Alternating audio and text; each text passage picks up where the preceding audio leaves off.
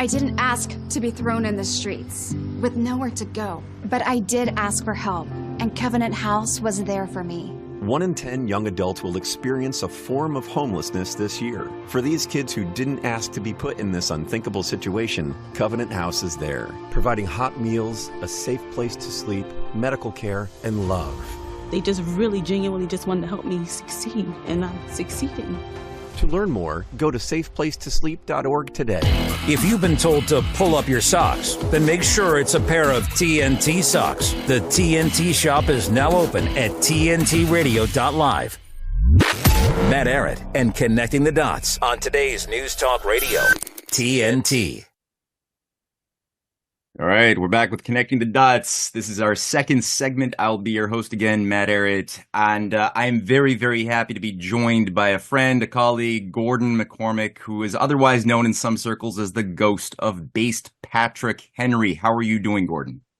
I'm great, Matt. Great. Thanks for having me today. Glad to be here. Great.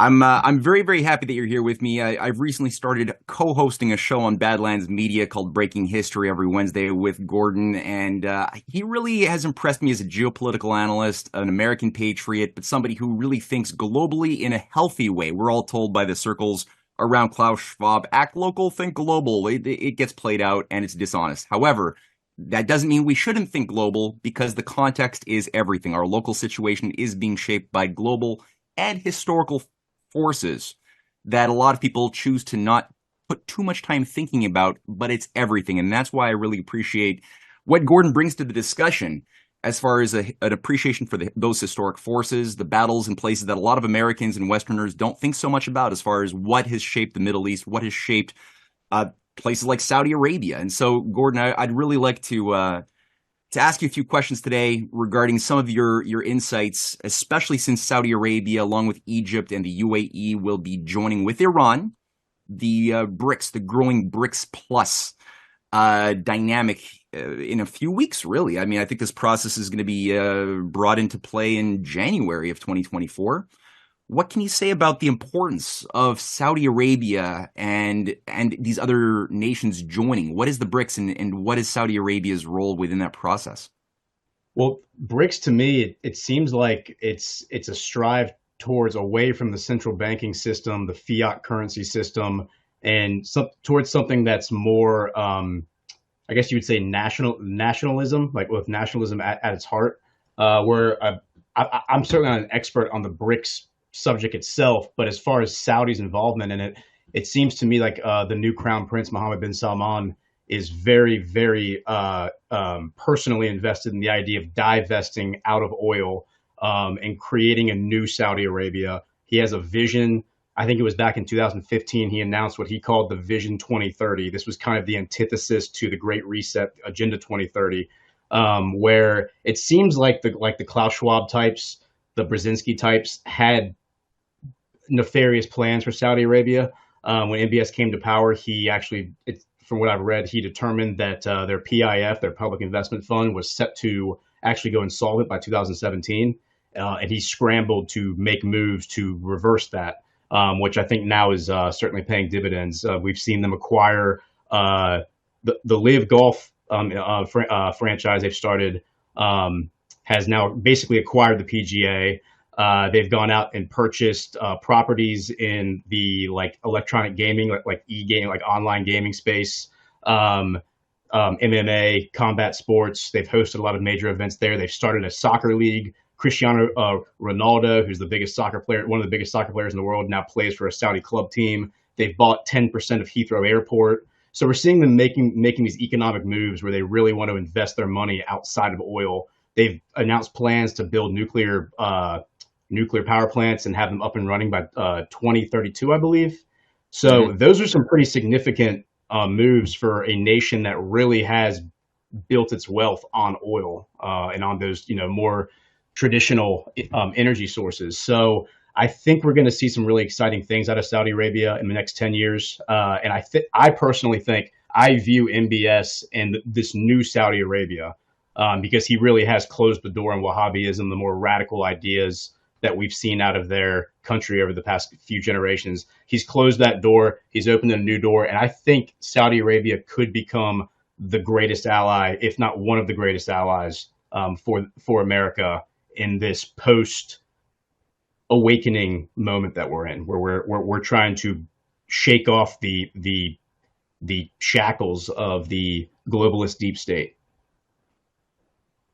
On that note, we have a lot to learn about actually draining swamps. There's a lot of desire. There were certain efforts made in the past few years that gave people, I think, a reasonable amount of hope that some national fight were possible in the otherwise corrupt, beaten down transatlantic community that represents the rules-based international New World Order zone of control under NATO, the Five Eyes. So we actually started seeing over the past few years a bit of resistance, which is inspiring.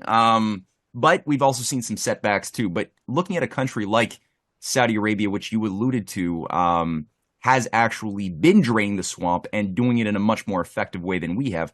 What lessons do you think we could take from it? How has MBS been able to carry out the fight against what was otherwise a very evil, virulent, fifth column deep state structure in Saudi Arabia that had been working to help make things like Al-Qaeda possible going back to the 70s, the 80s? 9/11 wouldn't have been possible were it not for complicity within agencies within Saudi Arabia. So how did he do this?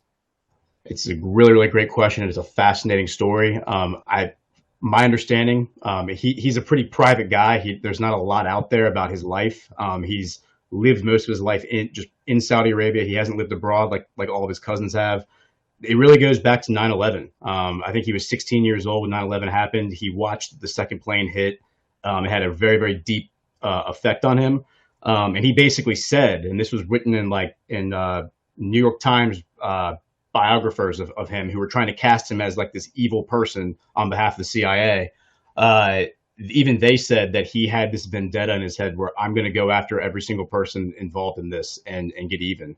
And at the same time, his older half brothers who were in their 40s at the time, who were pretty well known around the world for their relationships with the American government, died suddenly of, I think it was heart related issues, but one of them died in 2001. The second one died in 2002. Had a very, very deep impact on on their father. And so because of that, he actually became very close with his father, stuck with him, did not go to Europe to go to school like all of his older half brothers and his cousins did. So he went to school in Riyadh. He attended law school in Riyadh. He was at his father's side all the time, attending meetings with him. And his father, Salman, really wasn't supposed to ascend to anything higher than the governor of Riyadh, like the sovereign of the central area of Arabia. And through just some circumstances in 2012, he becomes the crown prince. In 2015, when his brother, MBS's uncle, dies, he becomes king. He makes MBS the Saudi defense minister in January 2015. And what he does is MBS he calls in his 4 top advisors. I think 2 of them are his brothers. And he closes the doors. He locks the doors. He says, no one's leaving until we come up with a plan to fix our government, purge the corruption out of it. 12 hours later, they had that plan. 10 days later, this is January 2015, 10 days later, they had the entire government restructured. They tore down the entire government. They reorganized it under basically two agencies, economy and military / defense / law enforcement. And so the entire government is now structured that way. And that was also when he realized that the PIF, the Public Investment Fund, which is how they fund their entire government, it's basically like an endowment. He looked at the books and realized that it was set to go insolvent by 2017 because of bad investments, embezzlement, waste, fraud. They were basically hemorrhaging about $100 billion a year, and they have a $400 billion investment. So about a quarter, budget. So about a quarter of their budget was of cash flow was being hemorrhaged every year or wasted. And so he had to scramble to clean that up. His cousin, Naif, becomes crown prince. His father is king, makes his cousin Naif crown prince. This makes the CIA very happy because he has a very long, intimate relationship with the CIA. And so MBS is the defense minister. As defense minister, he starts dismantling basically the Sharia police, the religious police. He defunds the religious police. They still existed at the time, but basically didn't have any money. He's defunding the clerics, the radical Wahhabi clerics, upsetting a lot of the older family members who are really into that religious sect. But a lot of the people of Saudi Arabia loved him for it because nobody likes to live under oppression. Men and women weren't allowed to speak at coffee shops before then. Movie theaters weren't allowed to operate. There were a lot of things that weren't allowed to happen, like just normal social interactions weren't allowed to occur. And then May of 2017, Donald Trump makes his first trip abroad. And to the surprise of everyone, especially the mainstream media, he goes to, of all places, Saudi Arabia after 2 years of campaigning on anti-Muslim rhetoric, anti-radical Islamic terrorism rhetoric. He goes to Saudi Arabia. They roll out the red carpet. They welcome him basically give him a king's welcome, give him a sword dance. Other things happened while he was there.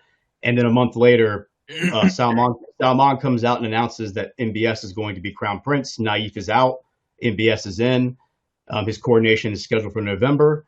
And when the coronation comes on November 4th, 2017, that was when the infamous Saudi purge occurs, where over the next 2 years, between 2017 and 2019, 400 of the most corrupt cousins are rounded up and imprisoned. One of them being Naif, actually, the one who was crown prince, including also Al Walid, who Trump always referred to as Prince Dopey on Twitter. He, for those who don't know, was the primary stakeholder in Twitter. He was a large stakeholder in CNN. He was one of the biggest donors to the Democrat Party, very, very close to the Clintons in the CIA. So all these guys who have close connections to the CIA, who were funding ISIS, who had connections to like 9/11, all of them get rounded up and arrested. A lot of their assets were seized. And the corruption was purged out of the government. They had, I think, about 4,000 radical clerics who were pushing the Wahhabi sect. They arrested 750 of them and then expelled the other, 4,000 from their government. And so Saudi Arabia is night and day. And Lindsey Graham, who really has never liked Saudi Arabia, when all this happened, the Khashoggi thing happened, which my opinion on the Khashoggi thing is I think that was probably a CIA frame job. Like somebody, the idea that the Saudi special forces or intelligence services would be murdering or assassinating a foreign, whatever you want to call them, gangster slash journalist in one of their embassies in Turkey doesn't make any sense. There's nothing about the story makes sense. It seems to me more likely like it was a CIA hit that was, or maybe Mossad, that was intended to frame him, to make him look bad in the eyes of the West. And it worked. Lindsey Graham was saying, I will not speak to Saudi Arabia or deal with them until MBS is out. This guy is a murdering psychopath. That was the rhetoric being pushed by the mainstream media in America. Now, since this past year, Lindsey Graham has gone to Saudi Arabia. He's come back and said, this is amazing. All of y'all need to go over there and see what they're doing. I cannot believe what is happening over there. Lindsey Graham said something like that? Lindsey Graham, I have the article I can pull up, but yes, I think it was March or it was April of this year. Lindsey Graham went over there and came back just completely flabbergasted at what he saw when he went over there. It makes you wonder what he's thinking about Saudi Arabia's improved relations with Iran. They've rebuilt relations also. They've rebuilt the bridges that were destroyed in 2016. That's been rebuilt, as well as with Syria, with Turkey. So I wonder what Lindsey Graham, who's been slobbering at the mouth for bombing Iran, would think about Saudi Arabia's other diplomatic maneuvers to stabilize the region with other. Weird thing for Lindsey Graham to come out saying, eh? It's weird, especially since he was somebody pushing the anti-Saudi rhetoric. Even as Trump and MBS are getting along famously, MBS is doing things that are very, very much in the interest of America. And Lindsey Graham is still saying bad things about them because of the Khashoggi thing, which is why I think that was the purpose of the Khashoggi hit, was to basically frame him for that. And then I think it was Trump who pardoned him, or something happened with the American government. I can't remember exactly what it was, but a ruling was made where he wasn't going to be held accountable. He wasn't going to be personally prosecuted by whatever, the International Court or America for that incident, because I think he was absolved of any wrongdoing. But anyway, to your question, what I think is driving a lot of these new relationships, the Ummah, the Muslim community, the reformation, the reforming, the reunification of the Ummah, which hasn't happened in like 1,000 years, is the idea of really building as opposed to destroying and war, which is a lot of the things that have been associated with the Middle East and the destabilization of that region over the past century, which is driven a lot by the British government and America. I think now they're looking to the future. They want to build things. They want MBS. He's a big tech nerd. He wants to be the next Silicon Valley. He describes as a teenager to his other cousins that he wants to be the history's next Alexander the Great, which you and I have discussed before, how Alexander the Great was so important because he married the East and the West and kind of undid the empire building that was happening in Persia, and really made a more stabilized world that was less prone to warfare. That's big. Yeah, I think that's one of the most insightful things, that he actually saw himself walking in the footsteps of Alexander the Great, which a lot of people don't think about the historical meaning of these types of reference points. This has been an introduction to Gordon McCormick. I'm very, very happy to have you on. And just this is an important point to elucidate for a lot of the audience members who need to get very, very familiar with this dynamic and this history. And we're going to continue this discussion when we come back with Connecting the Dots on TNT Radio.live. Jeremy Nell on TNT Radio. Being South African, I know the situation, and it's incredibly dire. Basically, our farmers, mostly white, have been under attack for years and years and years. And when I say attack, I mean that physically, don't I? Yes. Since the dawn of democracy in South Africa, since 1994, we had an average of one farm attack every second day. So it averages around 175 to 190 farm attacks every year. And we had a farm murder on average every fifth day. But over the last few months, both those numbers have picked up.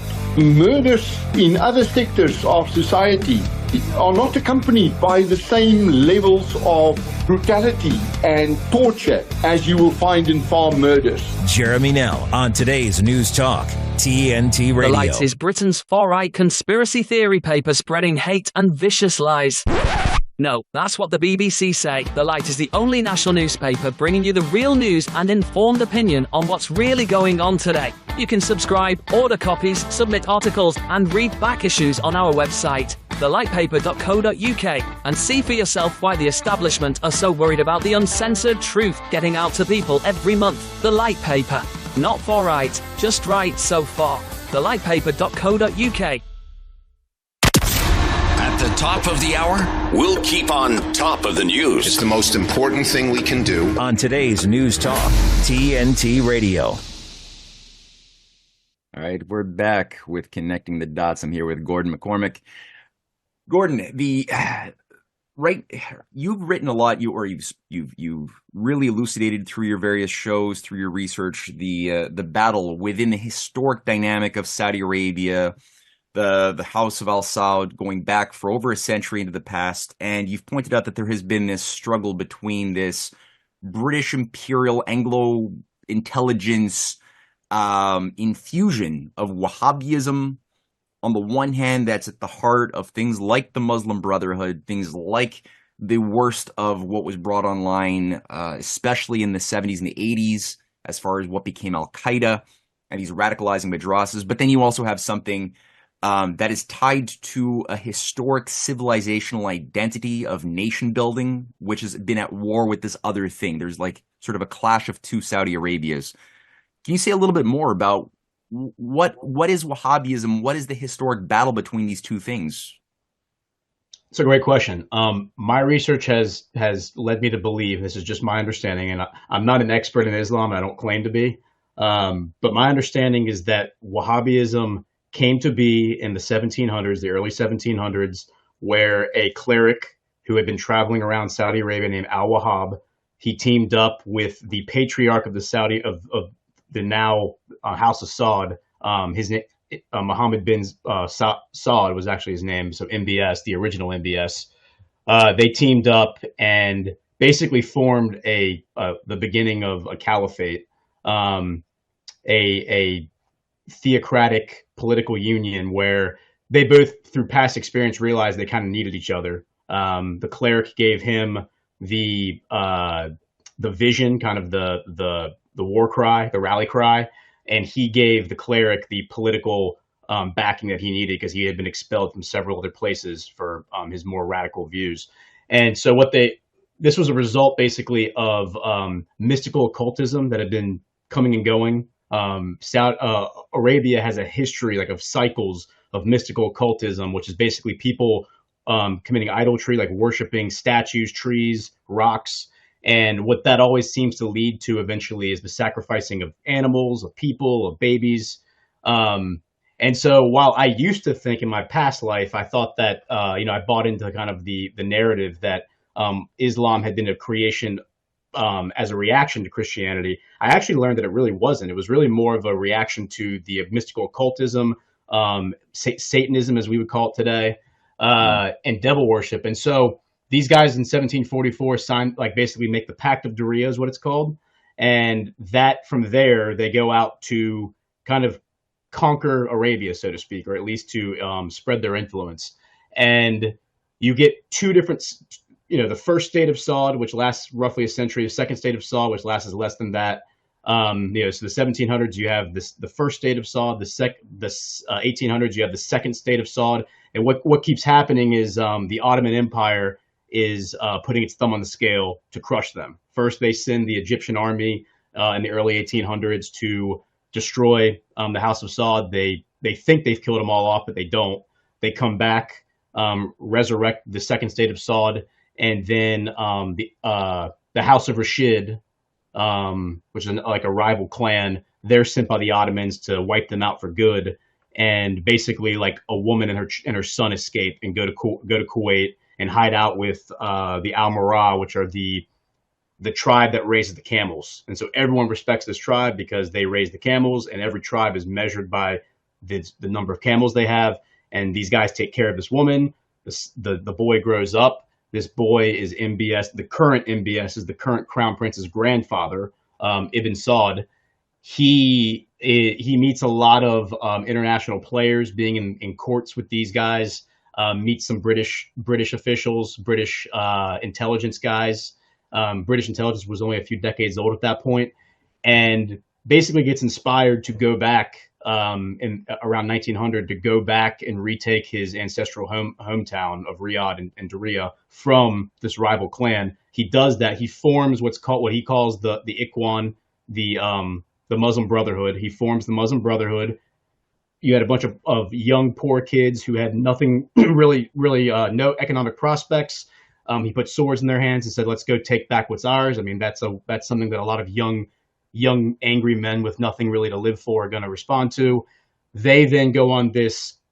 It's not so much a conquest as much of creating this ummah, creating this. It's not quite a caliphate, but it's a kingdom that they're trying to form.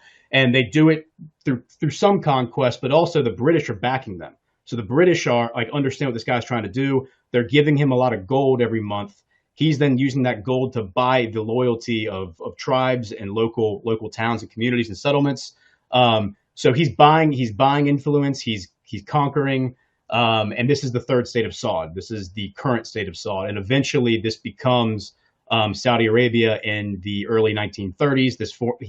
He has the eastern portion of Arabia, the Arabian Peninsula, under his control. The western coast of Arabia is under the control of the Hashemites, which, for those who've seen the 1962 movie Lawrence of Arabia, the family that Lawrence is helping there, Prince Faisal, those are the Hashemites. The Hashemites are the direct blood descendants of the Prophet Muhammad. So they are kind of considered royalty in the Islamic world. And they ruled Mecca, Medina, the whole western coast of Arabia for about 700 years until the end of World War I. They agreed to help the British fight the Ottomans in exchange for their autonomy and control of Arabia. Very similar to what the Americans wanted in 1776. They succeed, they defeat the Ottomans, and then the British betray them and basically take Syria, take Iraq, take Palestine, Transjordan, and end up fighting a war now with the Arabs that they had just been allied with right after World War One with Winston Churchill. And the result of that, after a few years of fighting in 1925, is they dispatch Ibn Saud to Mecca to basically conquer the Hashemites, which he does. And he doesn't kill them, though. He just defeats them. And they are then eventually, at the end of it, left with Iraq and Jordan. So, and then eventually in the 50s, I think the CIA Color Revolution, they slaughter in a very gruesome fashion the Hashemites ruling Iraq. They were trying to form a Hashemite kingdom with Jordan. And so now today, the current king of Jordan, Abdullah, he is a Hashemite. So the Hashemites now rule Jordan. The House of Saud rules Saudi Arabia.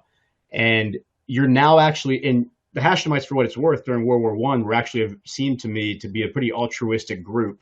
They actually were working in earnest to give their people a better life and a better existence, without outside influence, without the Ottomans, the Ottoman Empire ruling over them, the British Empire ruling over them, and they failed.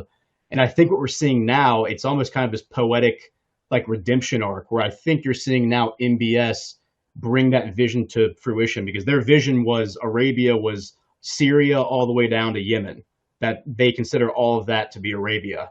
And we saw it back in May of this year after Hillary Clinton expelled Syria from the Arab League in 2012 during the Syrian civil war. We saw MBS bring Assad into the Arab League meeting back in May, give him a warm hug, slap him backs. And then he gave this great speech about how Syria was a critical part of Arabia, and they couldn't allow Syria basically to fall into this axis that was forming between Turkey, Iran, Afghanistan, like this new Persian axis that seems to be very much supported by the Brzezinskis of the world, the CIA. They seem, as far as I can tell, they seem to really want this Iranian axis to kind of like supersede or usurp Saudi authority as the sovereign or the leader of the Middle East. And so I think that was kind of happening over the past 20 years. You were seeing this tension form between the old Persian Empire and Arabia, which I think now has really been resolved. It seems like MBS has rebuilt that bridge. He's brought them into the fold, and he said, look, I don't want to fight y'all. I don't want war. I want a prosperous Middle East, a prosperous Muslim world where we are the actual cultural center of the world. We're the leaders of the world, not because we conquer the world, but because we inspire the world to be as good as we are, as great as we are. And I don't know how much people like the Iranians and others have bought into it, but they seem to be on board, because what that requires is destroying the Western intelligence presence in the Middle East, the CIA, British intelligence, which has basically ruled the Middle East for at least the past century, if not longer, or at least controlled it through color revolution, through manipulation, which you and I have talked about on other shows. And I think we're seeing that happen right now. I think we're seeing an exorcism being performed in the Middle East right now, which is going to ultimately result in the CIA being exposed for funding a lot of these radical madrasas in the 1970s, which, as you pointed out, Brzezinski was behind a lot of that. He helped fund, while he was helping the Mujahideen, Osama bin Laden, fight the Soviets in Afghanistan.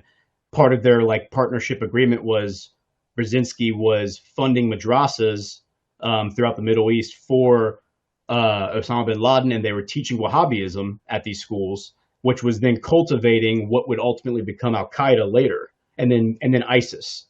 So the U.S. and Britain were funding schools that are radicalizing the locals, and then they're creating wartime conditions that are then motivating people to go out and join militias that then just further destabilizes the region.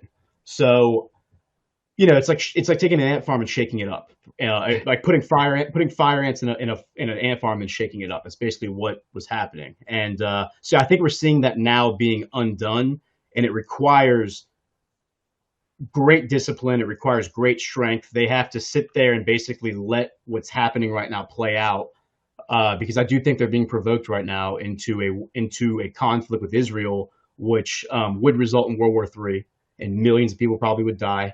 But I think they are taking the stronger approach, which is wait and see and allow the world to kind of come to their aid and step in and say, look, this needs to end. This needs to stop. We need to do a full adjudication of October 7th and what happened. And I think when that does occur, things will come to light that will validate everything that I just said. Mm-hmm. Well, I do think that we are at a historic moment of a moral test for all of civilization. And I think what you just said is so important to just get across, that it's going to require that we keep our heads on our shoulders and not fall into traps, because this could unravel so easily, especially with what's been exploded in the Gaza and what's been awoken as far as this machinery within this end times cult of Solomon's third temple rebuilding, end times eschatology machinery, which is very difficult to negotiate with this sort of irrationalism that believes that a greater Israel must be the outcome of whatever conflict that God wills, that the chosen people rule the land purged of Arabs. That could go nuclear fast, considering what types of deals Israel has with the United States, with a lot of Western powers, but also what types of chain reaction could be unleashed if other Arab nations bit the bait and got sucked into this conflict too. That could then invoke all sorts of requirements or pressure onto Russia, China, two major nuclear powers, in defending their Arab allies, of which we have a growing number of them. Iran is already a member, with India, with Pakistan, of the Shanghai Cooperation Organization, soon of the BRICS. Saudi Arabia is an observer member of the Shanghai Cooperation Organization, but full-blown BRICS very soon. This could really go sour fast. So as you pointed out, it is frustrating it's painful. It's morally painful to watch the horrors in the Gaza and not see interventions happening the way we'd like in defense of the innocent people being murdered there. But at the same time, all of humanity hangs in the balance.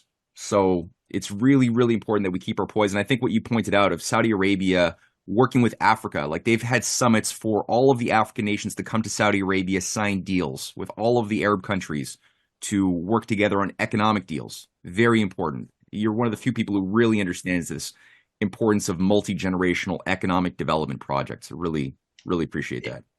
It's been amazing to watch, because I follow all of the Saudi Foreign Ministry accounts online, and like their daily announcements, which are, it's very mundane. It's very kind of like dry stuff. But if you just track it over a long period of time, you notice the patterns. You notice is that every single day they're flying in diplomats from around the world to meet with their people, with their guys. They're hosting these big conferences, as you just mentioned, the African conference, the Caribbean conference. They brought all the Caribbean nations over, Asian conference. And basically what I think they're doing is they're bringing these guys in and they're saying, look, we have this PIF, we have this investment fund. We're trying to divest out of oil. They did put up 5% of Aramco for sale. That was one of the ways they bailed. So Aramco, for those who don't know, is the Saudi national oil company. It's always been private, so its books have always been like offline, like private. But it's been long speculated that it's the most valuable company in the world. And so what happened was MBS, in order to bail themselves out of that insolvency I mentioned before, was he basically made a lot of that stuff transparent, a lot of their financial reporting transparent, and put up 5% of the company for public sale. And that helped bail them out of that hole they were in. And then now I think what he's doing is he's bringing in these countries and saying, I have billions of dollars that I want to invest in different places. Where can I invest this money in your country? How can we be economic partners and trade? Like actual partners, not like I'm going to come buy, your infrastructure and own your nation, through subversive methods like we've seen from, some of the globalist clowns. But that's what I think they're doing. And because of that, what I've noticed is that there's a lot of reverence around the world for this new Saudi Arabia and MBS. There seems to be this high praise for him, for MBS, and there seems to be a lot of he's very affable. He's very likable, and I think all these other foreign countries really like him and have his back. And so I think if when this whole thing happened with Gaza, which I was saying back in the summer, I said I think they're going to try to force a war between Iran and Israel because MBS is making some serious moves to stabilize the Middle East for good, and they're not going to let that happen. And I think right now the rhetoric coming out of DC is they want this war with Iran no matter what. They are accusing them of having nukes or a nuclear program. I said it back in the summer, and General Douglas McGregor has said it as well more recently. Iran does not need nukes to destroy Tel Aviv or Israel. They have hypersonic missiles that can penetrate the Iron Dome. They can strap conventional warheads to those missiles and just level Tel Aviv. If they wanted to destroy Tel Aviv, it would already be destroyed. So right. the nuke thing is kind of a red herring to me. It's kind of irrelevant. They don't need nukes to destroy Israel if they really wanted to, which is why I think that's like a false flag. Like they're setting up conditions to justify a preemptive strike against Iran, in my opinion.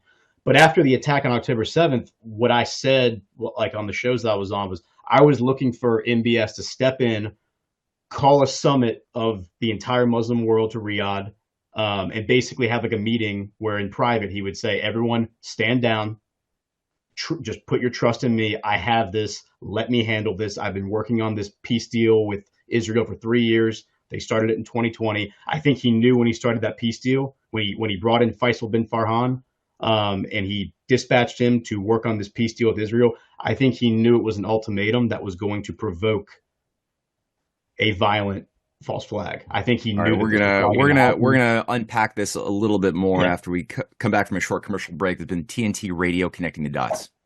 De-weaponizing weather with reality and perspective. I absolutely love this quote from Alex Epstein. Green energy has two problems. It's not really green, and it's not really energy. And therein lies what we are fighting here. The fact of the matter is, this has nothing to do with climate. It has everything to do with restricting the ability of people to have inexpensive energy, and by having inexpensive energy, become more upwardly mobile. Now, hopefully this gets recognized more and more with each passing day. I know that I've been talking to some college-age kids where I live, and they say that college-age kids are becoming more and more aware of what's going on here. That certainly would be something that would be a benefit. All we ask is that people look at all the information and make a rational conclusion given what they're actually seeing and what the data actually says. There is no climate emergency. We are in a climate optimum. And again, what a great quote. Green energy has two problems. It's not green and it's not energy. This is TNT climate and weather watchdog meteorologist Joe Bastardi asking you to enjoy the weather. It's the only weather you've got. Need a ride? Yeah! Driving with kids is a big responsibility. Hop in and buckle up! So don't sweat the small stuff. You got paint all over our paper! Get the big stuff right instead. What does that mean? Like making sure your kids are in the correct car seat and buckled up for safer travel. That deserves a wiggly wiggly wig. To make sure your child is in the right seat for their age and size, visit nhtsa.gov/the right seat. TNT Radio. This is Connecting the Dots with Matt Arrett on today's News Talk Radio, TNT. All right, we're back with Connecting the Dots in our third segment with Gordon McCormick. Gordon, I have noticed, and people have asked me, what do I think about the issue of October 7th? Was it a false flag? I think all evidence that I've looked at pointed to what you've alluded to already in the previous segment. Yeah, it was a false flag. There was foreknowledge, foreplanning, like it's been done so many times before, so that people would fall into a sort of predictable set of false choices. Are you with us or with the terrorists? And you were making the point that, well, actually, one thing is that the Abraham Accords is something that I think a lot of people don't fully appreciate the value or the weight of what that was, what MBS's role was also in advancing the Abraham Accords and just recognizing Israel as a state from within the sphere of its Arab neighbors. that would have resulted in creating a condition whereby some form of durable peace process would be made possible. I don't think we were as close to this type of durable peace as we were on October 6th, the day before this false flag was launched. Could you say a little bit more about MBS's role in trying to normalize relations with Israel, create positive economic relations, and what were the Abraham Accords and Trump's role within this dynamic that I know you've written and spoken quite a bit about? Yes, great question. Great question. A little over a year ago, I've speculated that just from researching the Abraham Accords, it seemed to me, and I developed this fascination with MBS years ago because of what he was doing in his relationship with Trump and the Saudi purge. It seemed to me that, the two things that I really noticed, that it seemed to me that even though Jared Kushner was getting all the credit for brokering the Abraham Accords, I think more likely, especially because of his very close relationship with MBS, it seems more like MBS was probably the one working his contacts behind the scenes to help Kushner broker that. Because it always seemed to me like if you were going to bring the Arab world together, you were going to need somebody from inside the tent, so to speak, to do it. Like an outsider wasn't going to come in, an American wasn't going to come in, an Israeli wasn't going to come in and do it for them. They need to do it on their own. I would say the same thing for any community. So that always seemed to make sense to me. I also speculated last year that they say the Abraham Accords were formed in order to protect Israel from the Arabs, but I couldn't help but wonder, was it perhaps actually the other way around? Was the Abraham Accords, were they made and did the Arabs all agree to it because it was actually to protect the Arabs from the U.S. State Department and the Israeli deep state, which we know have shown a lot of aggression and passive aggression in the past. And, a lot of these violent conflicts that have occurred have really come from Israel. They've been the provocateur so often. So those were two things, but I didn't really have a lot of actual to support those ideas. Those are just kind of theories. So yes, I think that the Abraham Accords were a very significant point. It really is the culmination of like 40 or 50 years of negotiations, because the Saudis have been pushing this idea of a two-state solution, as Faisal bin Farhan recently said it at the UN, since 1982, since the Fez Arab Summit. That was when they first proposed this two-state solution, and then the Oslo Accords in the 90s.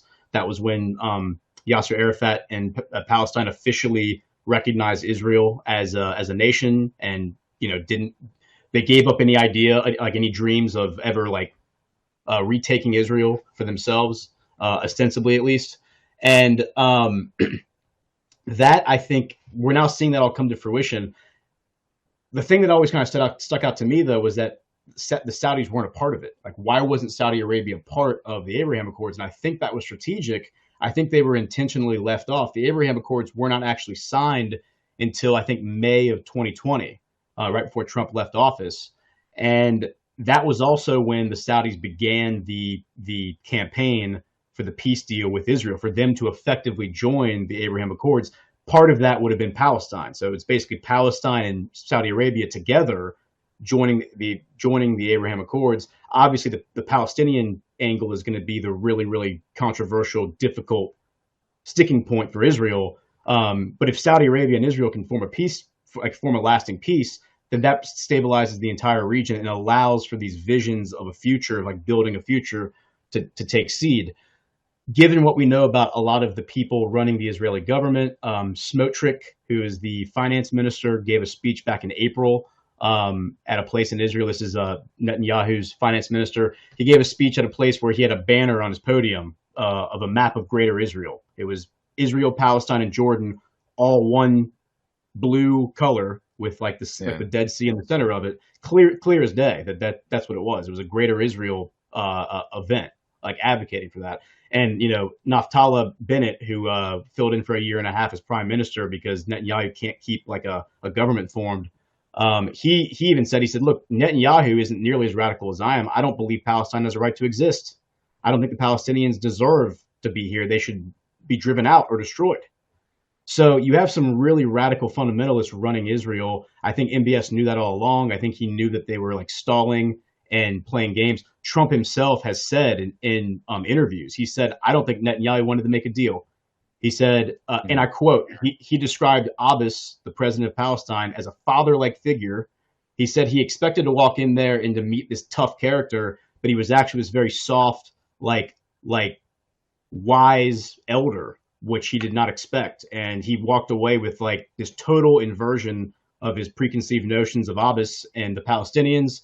And then he went and met with Netanyahu, and he said within 3 minutes, he could tell Netanyahu didn't want to make a deal and was not interested in it at all. And recently, Netanyahu has said the Oslo Accords were a mistake. I'm glad we never allowed them to come to fruition.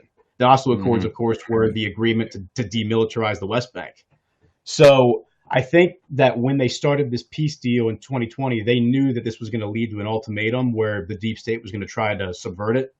And that subversion, of course, came on October 7th.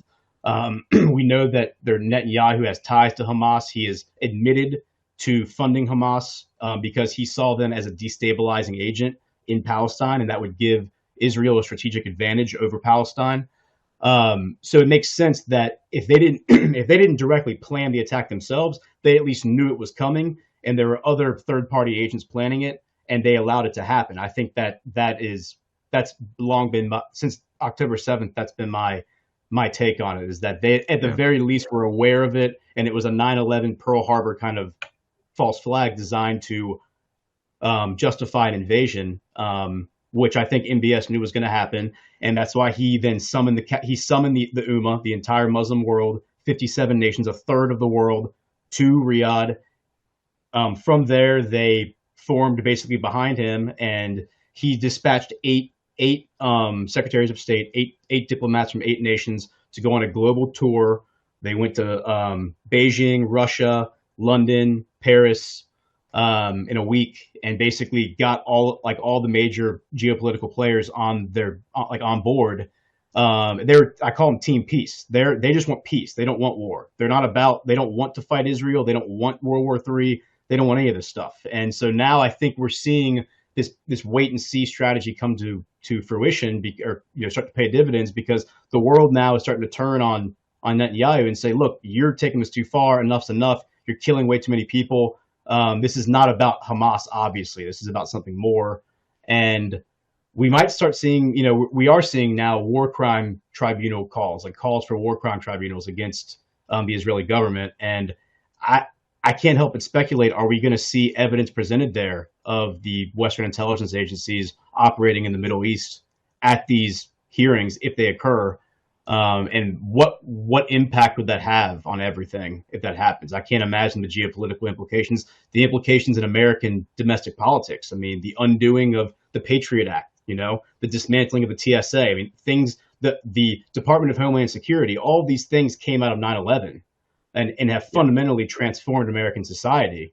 Yeah. And to learn that it was all done on definitively learn that it was all done on nefarious intent. I mean, that would really upend things. And there are a lot of people in my country who are really, really holding on to the hope that day is going to come, that disclosure event. They were hoping that Trump was going to do it in his first term. The speculation is that Trump's going to do it in his second term. I can't help but wonder now if maybe Trump took all those classified files on 9/11 and gave them to MBS. And maybe he has all that data now. And it would make a lot of sense to me, given Saudi's central role in 9/11 with, they found the 19 passports the day of. They couldn't find anything else. Like everything else was obliterated, but they found the 19 Saudi passports. It would be very, very poetic and fitting for Saudi to be the one to present the evidence that actually it was the American government working with maybe the Israeli government and maybe others, maybe members of the royal family as well, to do 9/11 and basically everything ever since. So that would be a very lawful thing, and certainly for something so big of a lie to be brought into the light of day requires political power. You need to have the wielding of real political national power to force this type of issue into the discussion, because that's not permitted in polite society. And, people who have been involved with engineers and architects for 9/11 truth have probably come to discover this over 20 years of trying to bring the facts to light. It's not going to happen unless you really have national backing. So what you're bringing up as a prospect And it's true. You see world leaders from Turkey onward now calling for serious Nuremberg-like tribunals to be held over the illegal massacre, what's been happening, and also implicitly, as you just pointed out, the evidence of foreknowledge, possibly probably collusion, that brings in also elements of billionaires within Qatar who are also strangely powerful and influential amongst this branch that grew out of the Muslim Brotherhood. That would be amazing, especially with the 28 pages too, that implicates Prince Bandar bin Sultan, the Saudi embassy in 9/11, who's been very close to the Bush and Cheneys going back to the 80s, and King Charles and the royal family of Britain. Very, very interesting prospect indeed. Yeah, that's quite the strategic possible flank that could feasibly change things, eh? You bring up a great point about Qatar. I mean, Qatar, they were, Seymour Hersh wrote articles about how they were pretty central to the Syrian civil war. His reporting and other speculation is that the Qataris wanted an oil pipeline into Europe that would have to go through Syria. It would compete with the Russian pipeline. Assad, who's allies with Putin, wouldn't allow it. They went to Hillary Clinton, Secretary of State at the time, and said, help us. Donations were made to the Clinton Foundation, and then all of a sudden we got the Arab Spring and ISIS and the Syrian civil war, and then the American calls for the ousting of Assad, color revolution in Syria, which failed. And then when MBS came to power and Trump was in office, the two of them together worked together to bring sanctions and embargoes against Qatar and accused them publicly of being the chief financiers of ISIS and radical Islamic terrorism. So those and MBS has made inroads in Qatar since then. He's tried to bring them into the Ummah and make them, part of the team. To what extent we don't really know, but it's just worth pointing out that while they're ostensibly all on the same team, there probably is still some internal struggles happening, power struggles happening, and there are people who need to be dealt with on their side. And I think MBS understands this. And sometimes you have to just let evil be itself. Sometimes you just have to let bad actors be themselves. I mean, we see with COVID, like what Trump did, how he handled 2020. A lot of people wanted him to be a little more assertive in exposing that stuff at the time. He took a more passive kind of step back and allow Fauci and them to do their will, which I think now has, in a very similar fashion to what we're talking about with Israel, they've kind of exposed themselves. And I think there is going to be a retribution against the American government, American deep state for COVID, for the origins, for the vaccine, for all that stuff. So I think that we're going to see that also come to fruition in parallel to what's happening in the Middle East. Well, that brings also up the issue of biowarfare, which has been, people didn't even have this in their lexicon up until very recently for obvious reasons. But now that we know that there have been biowarfare facilities built up in Ukraine, in Georgia, and South Korea, all around the world, over 300 Pentagon-connected biowarfare facilities. A lot of them they grew out of the massive budget that was created in the wake of the anthrax attacks. Another inside job done by forces within the U.S. establishment, this deep state operation that's been latched on and taken control of the United States. That's where a lot of this came from. And we know that now, for the first time, this implicates high-level players within the Biden crime family. We know that Russia, China have been trying to, unsuccessfully so far, bring the evidence of these biowarfare facilities to public light that have been captured in Ukraine. But beyond that, I mean, everything could really unravel now, especially if you get this open discussion going on across multiple nations, not just Russia and China, but get other nations to take part and force this conversation into reality. It'll be really hard for people in the West to ignore such a thing. That's Yes, that it's such a good point, and I would summarize it like end it all by saying that there's a guy at Badlands Media, Burning Bright, who says we in this truth movement are hunters of lies. So he always tries to look for the contradictions, look for the lies, because that's how you expose who the liars are. One thing that I've noticed, a pattern that I've noticed that a thread I've been pulling on lately is there's a relationship between the Azov Battalion in Ukraine and the Israeli government, going back to at least 2018, when they were financing the Azov Battalion. They were arming them with Tavor rifles, which are special assault rifles that are designed and manufactured in Israel for the IDF. They were sending them to Ukraine for the Azov Battalion. So the Azov Battalion, which are Hitler-worshipping Nazis, like Third Reich, like the children of the Third Reich, so to speak, the spiritual children of the Third Reich, they are now traveling to Israel to help the IDF in Gaza, fighting on behalf of the Israeli government. So you have swastika-wearing, Hitler-worshipping Nazis fighting on behalf of the Jewish ethno-state. Doesn't make sense. Yeah.